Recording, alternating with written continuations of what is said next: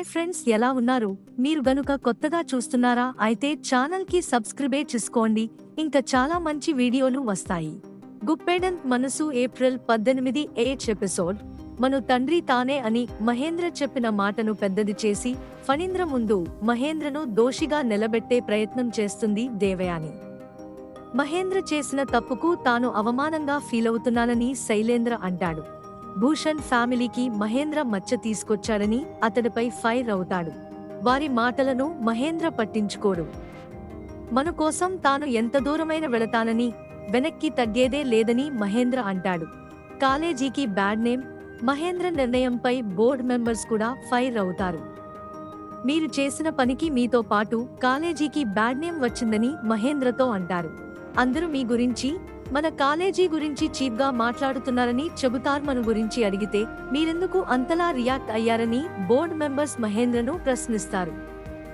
మా బాబాయ్కి స్పందించే గుణం ఎక్కువ అంటూ శైలేంద్ర సెటైర్ వేస్తాడు. ఎంత స్పందించే గుణం ఉన్నా మరొకరికి తండ్రిని అని చెప్పడం కరెక్ట్ కాదని బోర్డ్ మెంబర్స్ చెబుతారు. అనుపమ ఇన్ఛార్జ్. మహేంద్ర చెప్పిన దాంట్లో నిజం ఉండొచ్చునని ఓ బోర్డ్ మెంబర్ అంటాడు. నిజంగానే మను మహేంద్ర కొడుకు కావచ్చునని అంటాడు. అందుకే అనుపమను కాలేజీలోకి తీసుకొచ్చి మిషన్ ఎడ్యుకేషన్ కు ఇన్ఛార్జ్ చేశాడని మాట్లాడుతాడు.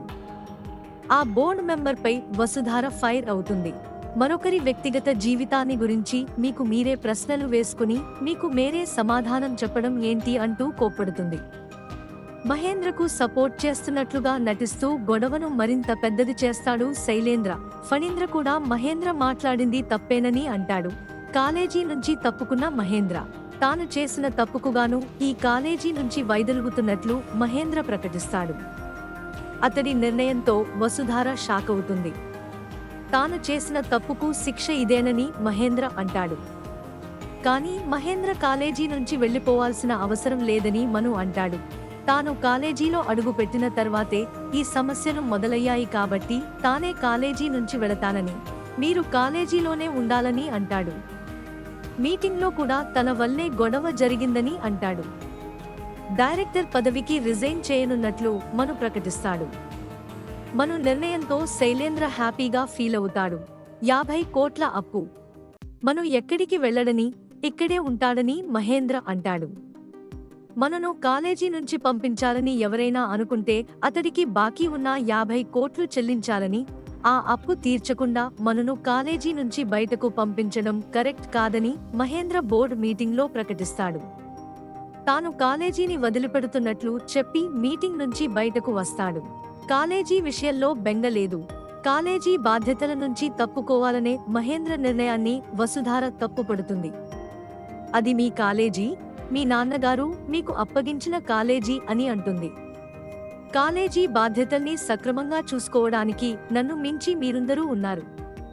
రిషి, జగతి, ఇప్పుడు నువ్వు ఎలాంటి ఇబ్బందులు రాకుండా కాలేజీని నడిపిస్తున్నారని సమాధానమిస్తాడు. కాలేజీ విషయంలో ఎలాంటి బెంగ లేదని, కానీ ముందు ఉన్న బెంగ ఒక్కటేనని అనుపమను చూస్తాడు. అనుపమ ప్రశ్నలు. నా విషయంలో ఎందుకు అంత ఎమోషనల్గా ఉంటున్నావు? మా కోసం కాలేజీని ఎందుకు వదిలిపెట్టావని మహేంద్రను అడుగుతుంది అనుపమ.